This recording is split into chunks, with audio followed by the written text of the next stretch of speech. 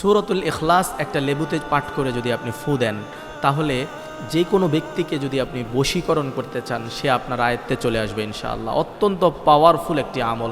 এই আমলটি কখনোই হারাম কাজে ইউজ করা যাবে না। আমি আবার বলছি, এই আমলটি কখনো হারাম কাজে ইউজ করা যাবে না। শুধুমাত্র হালাল সম্পর্কের জন্য এই আমলটি আপনি করতে পারবেন। হারাম সম্পর্কের জন্য এই আমলটি কখনোই করা যাবে না। এটা সম্পূর্ণরূপে হারাম হারাম হারাম। অতএব হালাল কাজে আপনারা এই আমলটি ট্রাই করতে পারেন। এটা অত্যন্ত শক্তিশালী একটি আমল।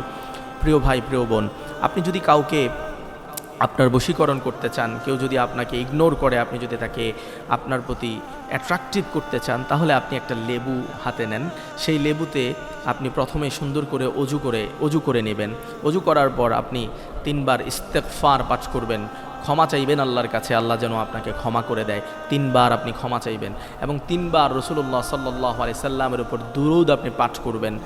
দুরূদের মাধ্যমে আল্লাহ তাআলা আপনার হৃদয়ের মধ্যে নূর, হৃদয়ের মধ্যে প্রশান্তি আল্লাহ তাআলা দান করেন।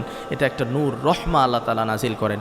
এজন্য দুরূদ, রাসূলুল্লাহর প্রতি দুরূদ পড়ার মাধ্যমে আল্লাহ তাআলা আপনার হৃদয়টাকে পরিশুদ্ধ করবেন। আপনার হৃদয়ে আল্লাহ রাব্বুল আলামিন নূর ঢেলে দিবেন ইনশাআল্লাহ।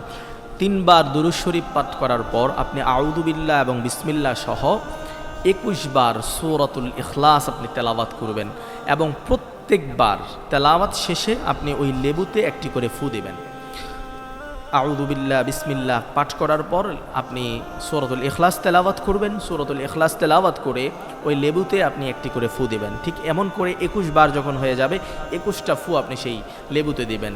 লেবুতে দেওয়ার পর সেই লেবুটা আপনি কাটবেন, 2 সাইড থেকে আপনি কেটে ফেলবেন। কেটে এক পাশে আপনি আপনার নাম, আপনার বাবার নাম, আপনার মায়ের নাম লিখবেন এবং অন্য পাশে আপনার স্বামী যে আপনার ভরণ পোষণ দিচ্ছে না অথবা আপনাকে ভালোবাসে না বা আপনার খোঁজখবর নেয় না, আপনি আপনার স্বামীর নাম, আপনার স্বামীর বাবার নাম এবং মায়ের নাম লিখে 2টা টুকরা মাটির নিচে আপনি পুঁতে ফেলবেন।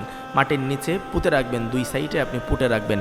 ইনশাআল্লাহ 1 সপ্তাহের মধ্যে আপনি ফলাফল পেয়ে যাবেন ইনশাআল্লাহ। এই আমলটি আপনি করতে পারেন। এই আমলটি অত্যন্ত শক্তিশালী একটি আমল। তবে অবশ্যই এই আমলটি করতে হবে হালাল সম্পর্কের জন্য। হারাম সম্পর্কের জন্য এই আমলটি কার্যকরী নয়। হালাল সম্পর্কের জন্যই আপনাকে এই আমলটি করতে হবে। আপনি যদি কোনো শত্রুর মোকাবেলা করতে চান, সেই ক্ষেত্রে এই আমলটি কাজ করবে ইনশাআল্লাহ। আল্লাহ তাআলা আমাদেরকে বোঝার তৌফিক দান করুন।